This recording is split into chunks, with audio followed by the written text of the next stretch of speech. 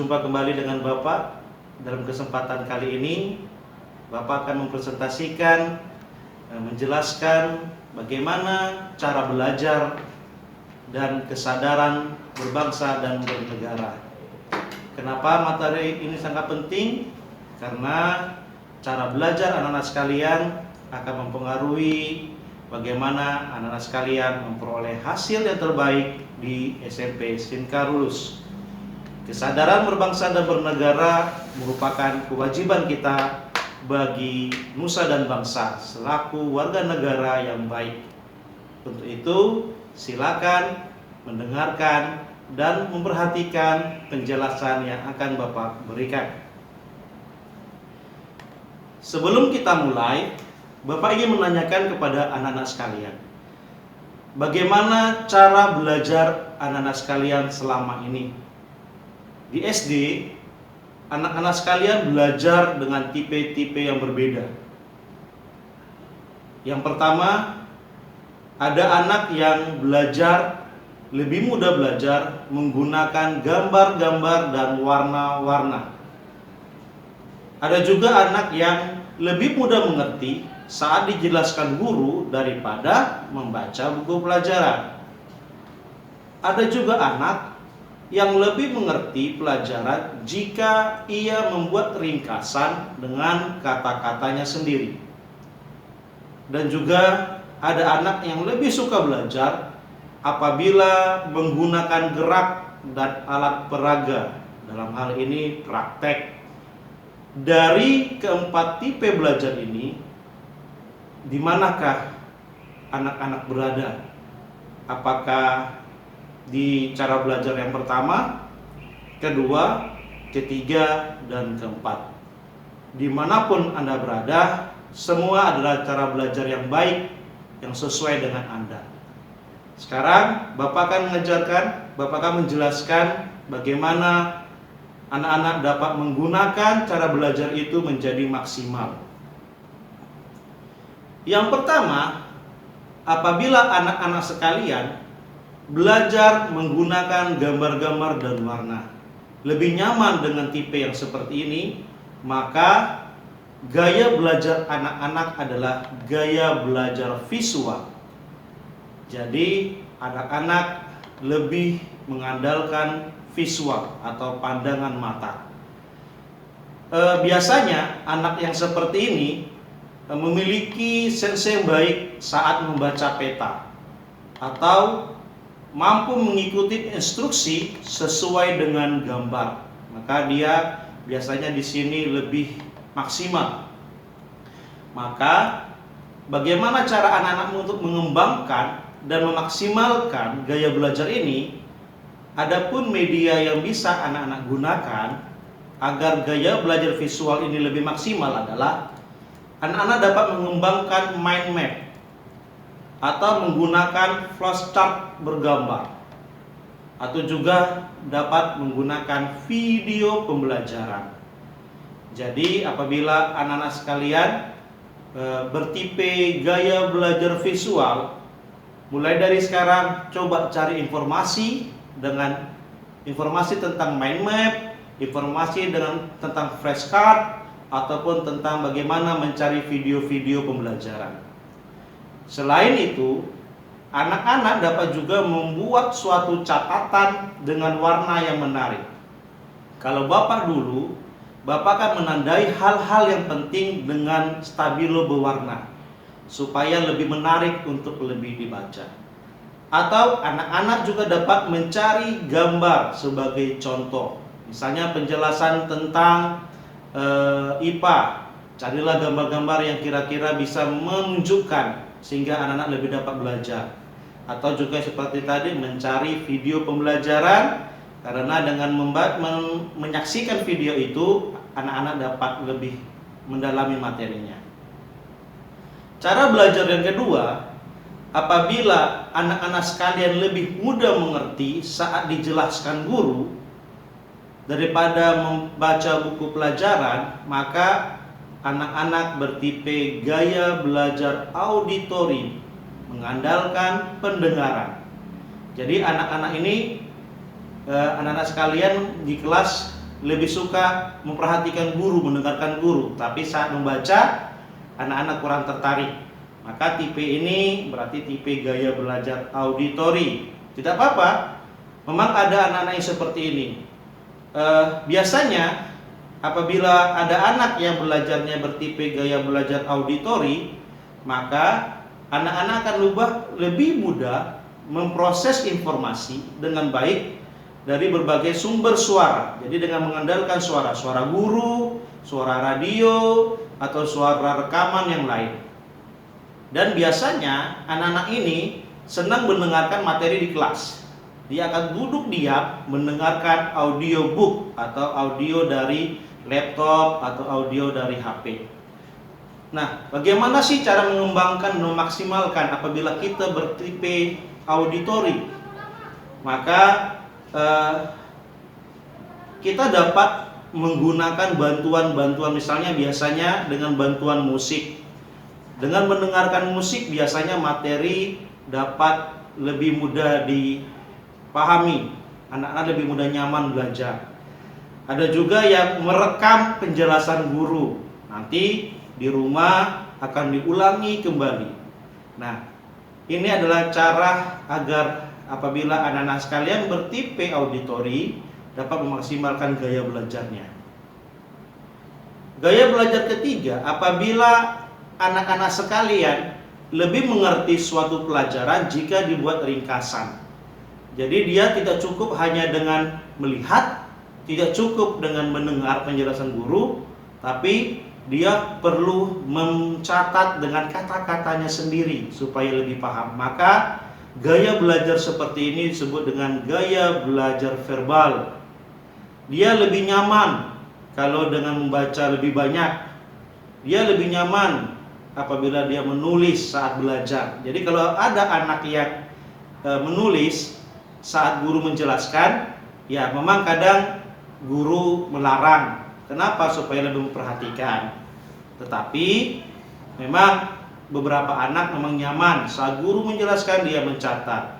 Nanti bisa disampaikan pada gurunya, Bapak, Ibu, saya lebih nyaman kalau lebih memahami kalau sambil Ibu menjelaskan saya mencatat dengan kata sendiri. Tidak perlu, sampaikan saja ya sama gurunya. Nah, bagaimana anak-anak sekalian mengembangkan apabila anak-anak sekalian bertipe seperti ini? Ada beberapa cara, langkah-langkah apabila kita bertipe gaya belajar verbal. Kita bisa memaksimalkan gaya belajar ini. Misalnya membuat akronim atau menuangkannya dalam bentuk tulisan singkat, atau membuat permainan dengan kata-kata supaya permainan itu mencakup materi, atau juga bisa juga menuangkannya dalam bentuk tulisan yang lucu, bisa dalam bentuk pantun, puisi, atau apapun itu, sehingga di dalamnya ada materi tertentu. Memang membuat ringkasan itu tidak mudah, tapi salah satu anak bertipe seperti ini memang ada baiknya juga. Tipe keempat, ada juga anak yang lebih suka belajar menggunakan gerak atau alat peraga. Dia nggak paham kalau hanya sekedar dijelaskan guru. Dia akan lebih paham apabila dia pegang alatnya. Dia akan lebih paham kalau dia praktekkan. Maka anak-anak ini disebut dengan gaya belajar kinestetik. Dia ditandai dengan cepatnya menerima apabila dia bersangkutan dengan hal-hal fisik. Misalnya ini belajar IPA ya, IPA. Kalau hanya sekedar teori dia nggak paham, tapi kalau praktek dia bisa paham. Dia juga anak-anak seperti ini mampu mengikuti instruksi sesuai dengan gambar. Kalau ada gambarnya dia bisa kerjakan, tapi kalau secara kata-kata dia nggak ngerti. Tidak apa-apa, berarti anak-anak sekalian bertipe gaya belajar kinestetik. Cara kita memaksimalkan, maka anak-anak sekalian perlu membuat alat-alat peraga. Tapi kalau nggak bisa buat, boleh mempraktekkan alat peraga yang ada. Nah, apapun gaya belajar anak-anak sekalian, itu merupakan ciri khas dari kalian. Jadi apapun gaya belajarnya, jangan khawatir. Yang perlu kalian lakukan adalah memaksimalkan. Nah, saat ini dalam masa pandemi ini, anak-anak sekalian harus menyesuaikan gaya belajar anak-anak dengan proses PJJ, yaitu pembelajaran jarak jauh. Gaya belajar yang Anda dapatkan di waktu SD atau yang anak-anak sekalian punya harus anak-anak sesuaikan. Kita harus kreatif agar gaya belajar itu dapat menunjang proses pembelajaran jarak jauh kita. Apapun gaya belajar yang anak-anak sekalian ada di dalam diri kalian, tidak apa-apa, apapun itu bisa kita maksimalkan. Beberapa cara agar gaya belajar dapat sesuai dengan proses pembelajaran jarak jauh. Yang pertama adalah buatlah suasana belajar yang nyaman. Saat ini anak-anak belajar di rumah masing-masing. Ada yang di ruang tamu, ada yang di kamar tidur, ada yang di tempat mungkin malah di ruang makan. Nah, dimanapun Anda berada, buatlah situasi yang nyaman, belajar yang nyaman. Jadi apabila di ruang tamu, buatlah situasinya tidak ribut. Kalau ada adik, nanti dikondisikan supaya adiknya tidak mengganggu, supaya anak-anak sekalian dapat belajar dengan baik. Kalau bisa di tempat yang nyaman ya, yang tenang, tidak terganggu oleh orang lain. Yang kedua adalah apabila suasana belajar sudah nyaman, saat pembelajaran, apabila Bapak Ibu guru sudah memberikan materi, buatlah rangkumannya.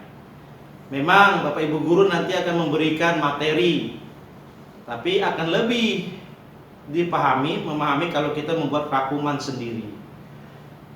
Lalu buatlah suatu cara untuk memahami penjelasan Bapak Ibu guru dengan metode kita masing-masing. Misalnya membuat singkatan yang kita pahami, atau memodifikasi istilah-istilah yang ada di pelajaran tersebut sehingga kita dapat menghafalnya lebih mudah.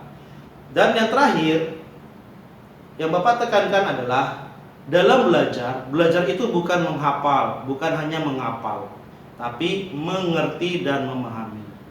Jadi selama pelajaran janganlah menghafal apa yang diberikan Bapak Ibu guru, tapi pahami. Karena apabila nanti tingkat soalnya lebih tinggi daripada hafalan, kita bisa mampu mengerjakannya. Itulah sedikit materi tentang Bapak tentang cara belajar. Bagaimana tipe-tipe belajar, bagaimana kita memaksimalkan cara belajar kita. Untuk materi kedua, yaitu tentang kesadaran berbangsa dan bernegara. Di era globalisasi, saat ini kesadaran berbangsa dan bernegara sangatlah penting. Sebagai kaum muda, anak-anak sekalian ikut bertanggung jawab. Bertanggung jawab untuk memelihara negara ini. Mengapa? Karena bila anak-anak sekalian sebagai kaum muda tidak paham pentingnya kesadaran berbangsa dan bernegara, maka di masa yang akan datang bangsa ini akan jatuh dalam kondisi yang sangat parah, bahkan terpuruk, dan siap-siap kita akan dijajah lagi oleh bangsa lain. Maksudnya dijajah bukan kita akan diduduki seperti zaman dahulu, tapi dijajah dalam bentuk ekonomi, politik, dan lain-lain.